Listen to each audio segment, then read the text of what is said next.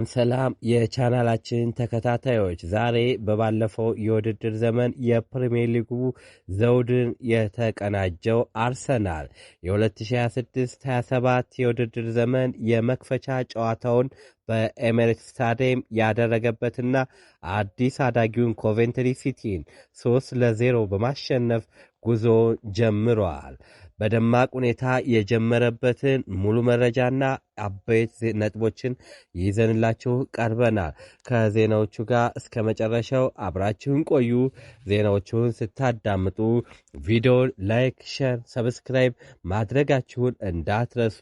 ለ22 ዓመታት ያህል የቆየውን የዋንጫ ጥማትና ስነ ልቦናዊ ጫና ያስወገደው አርሰናል በዛሬው ጨዋታ ያሳየው በራስ መተማመን እና የበላይነት ቡድኑ ወደ ሌላ አዲስ የከፍታ ምዕራፍ መሸጋገሩን በግልጽ አሳይቷል።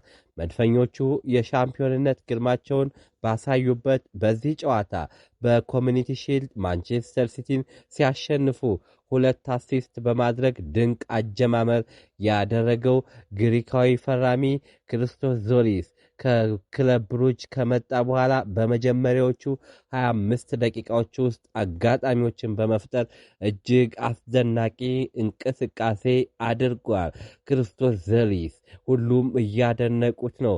ክርስቶስ ዞሊስ ተሳስቶ ከቫርስኪያል ነው ወይ እያሉ ነው። ክርስቶስ ዞሊስ በ25 ደቂቃ ውስጥ እጅግ በጣም ብዙ ነገር ፈጥሯል። ክርስቶስ ዞሊስ የመጨረሻ ሙሉ በሙሉ ያደርግለት እንጂ አጀማመሩ የሚገርም ነው ሲሉ ብዙዎች እያደነቁት ነው። ዞሊስ በ14ኛው ደቂቃ ላይ ከሚላን ቫን ኳስ ቀምቶ ለሪካርዶ ካላፊዮሪ ያሻገረ። ካላፊዮሪም ለካይ ሃቨርትዝ ሰጠው። ሃቨርትዝም በመጀመሪያ ንክኪ ኳሱን መረብ ላይ በማሳረፍ የመጀመሪያውን ጎል አስቆጥሯል። ካይ ሃቨርትዝ ከ2007/28 በኋላ ሻምፒዮን ከሆነ በኋላ የመክፈቻ ጎል ሲያስቆጥር የመጀመሪያው ነው።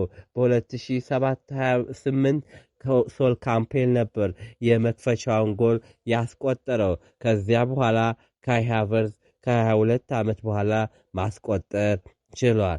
ዴክላን ራይስ ከራሱ ሜዳ ኳስ መስርቶ ከኦዲጋርድ ጋር ከተቀባበረ በኋላ ለዞሊስ ሰጠው። ዞሊስም ወደ በረኛ ፔናልቲ አካባቢ ሲያሻመው የኮቬንትሪው ግብ ጠባቂ ካርል ራሽወርዝ ሲመልሰው ቡካዮ ሳካ እዚያው ስለነበር አስቆጠራት። በ24ኛው ደቂቃ አርሰናል 2 ኮቨንትሪ 0። ከዚያም በኋላ ይህም የአርሰናል በታህሳስ 2023 በወልቭስ ላይ ካስመዘገበው ወዲህ በፕሪሚየር ሊጉ የኤሜሬትስ ስታዲየም በፍጥነት በ23 ደቂቃ ውስጥ 2-0 መሪነት የያዘበት ፈጣኑ ጨዋታ ሆኖ ተመዝግቧል። ከረፍት በኋላ አርሰናሎች በ48ኛው ደቂቃ ላይ ሳካ እና ቤን ዋይት በቀይ መስመር ከተቀባበሩ በኋላ ዋይት ያመቻቻትን ኳስ አምበሉ ማርቲን ኦዲጋርድ የጨዋታው ኮከብ ሁለቱንም እግሮችን በሚነካ ድንቅ ብቃት ሶስተኛውን ጎል አስቆጠረ። አርሰናል 3 ኮቨንትሪ 0። በጨዋታው ላይ የዓለም ዋንጫ አሸናፊዎቹ ማርቲን ዙቢሜንዲ፣ ሚካኤል ሜሪኖ ተቀይረው ወጥተዋል አስገብተዋል። የግብ ሲሆኑ ግብ ጠባቂው ዴቪድ ራያ በጨዋታው ምንም አይነት ፈተና አልገጠመውም። በፍራንክ ላምፓርድ የሚመሩት ኮቬንትሪዎች በጨዋታው ያስመዘገቡት የጎል ዕድል መፍጠር መጠን ኤክስጂ 0.28 ብቻ ነበር። በጨዋታው ላይ ኖርዌይ አማካይ ማርቲን ኦዲጋርድ የጨዋታው ኮከብ በመባል ተመርጧል። ማርቲን ኦዲጋርድ መንፈሴ አቅሜ በሙሉ ነው የመጣው ሲል ተናግሯል። በአሰልጣኝነት ዘመኑ ሚካኤል አርቴታ 150 ፕሪሚየር ሊግ ድሉን ያስመዘገበ ሲሆን ከ250 ያነሱ ጨዋታዎችን በ249 ጨዋታዎች 150 ድል ካስመዘገቡት 50 ታላላቅ አሰልጣኞች አንዱ ሆኗል። ከዚህ በፊት ፔፕ ጋርዲዮላ በ204 ጨዋታዎች 150 ድል ያስመዘገበ ነው። ጆዜ ሞሪኖ በ231 ጨዋታ 150 ድል ያስመዘገበ ነው። የርገን ክሎፕ የሊቨርፑሉ 237 ጨዋታዎችን አድርጎ 150 ድል ያስመዘገበ ነው። ሰር አሌክስ ፈርጉሰን የማንቸስተር ዩናይትዱ 247 ጨዋታዎችን አድርጎ 150 ድል ያስመዘገበ ነው። ከዚያ በመቀጠል ነው ሚካኤል አርቴታ 249 ጨዋታዎችን አድርጎ 150 ድል ያስመዘገበው። አርሰናል የመክፈቻ ጨዋታውን ለተከታታይ አምስተኛ የውድድር ዘመን ማሸነፍ ችሏል። ይህ ድል ለአርሰናል በ1994-95 ማንቸስተር ሲቲን 3-0 ካሸነፈ ወዲህ በፕሪሚየር ሊጉ የመክፈቻ የኤሜሬትስ ስታዲየም ጨዋታ ያስመዘገበው ትልቁ ድል ነው። አርሰናል በሜዳው አዲስ ወደ ፕሪሚየር ሊግ ከገቡ ቡድኖች ጋር ባደረጋቸው 46 ጨዋታዎች ላይ አልተሸነፈም። 41 አሸነፈ፣ 5 አቻ ወጣ።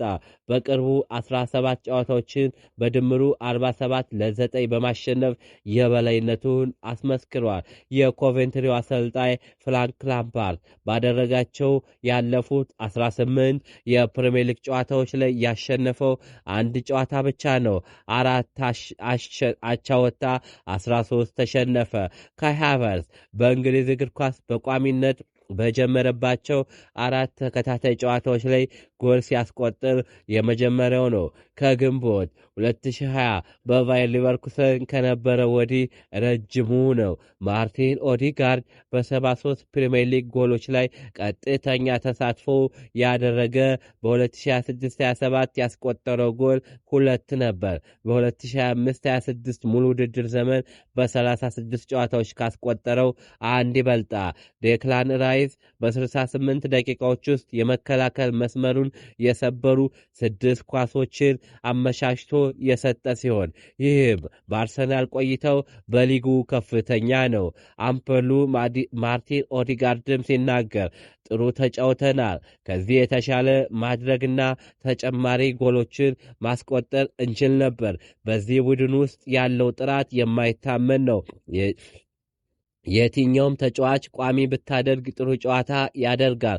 ባለፈው ዓመት በበርካታ ጉዳት ተፈትኜ ነበር፣ ነገር ግን ዘንድሮ 100% ዝግጁ ነኝ ሲል ተናግሯል። ማርቲን ኦዲጋርድ በኖርዌይ ብሔራዊ ቡድን ላይ ያሳየውም አቅም ብቃት በጣም ጥሩ ነበር። በክረምት የዓለም ዋንጫ በአሜሪካ ሜክሲኮና ካናዳ በተካሄደው የዓለም ዋንጫ ላይ ማርቲን ኦዲጋርድ እጅግ በጣም ምርጥ አቋም አሳይቶ ነበር። ሚካኤል አርቴታም ሲናገሩ በጨዋታው አጀማመር የበላይነታችን እና የቡድኑ እድገት በጣም ደስተኛ ነኝ። ክሪስቶስ ዞሊስ ባሳየው ድንቅ ብቃት ተደንቅ ያለው ስለ ብሩኖ ጊማሬሽም ጉዳት ተናግሯል። ለሳምንታት ከሜዳ ይርቃል ብለን አንጠብቅም።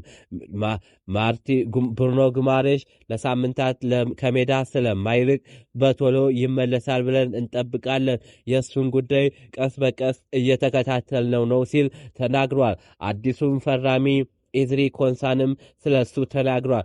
በመከላከል መስመራችን ላይ ትልቅ ጉዳት ጥራት ይጨምርልናል ሲል ተናግሯል።